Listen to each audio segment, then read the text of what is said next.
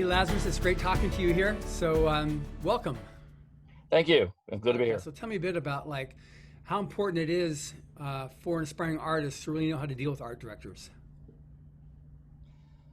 Well, an art director, their sole job is to ensure that the artist that they contract or they work with, the graphic designer or the illustrator, creates artwork that fits the project. Commercial artists are creating artwork to solve a problem. The problem is always about communicating the product to the customer. It's not about trying to make something pretty. It's not about trying to, have a message. It's trying to communicate a very specific idea.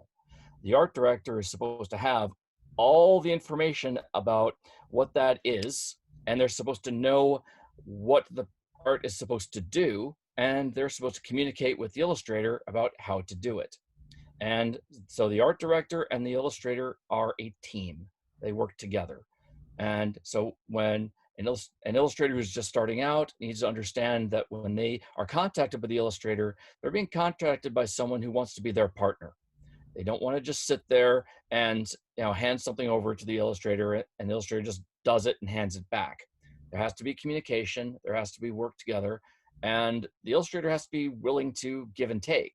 At the same time, that means the illustrator can expect that the art director is providing them with all the critical pieces of information. Good.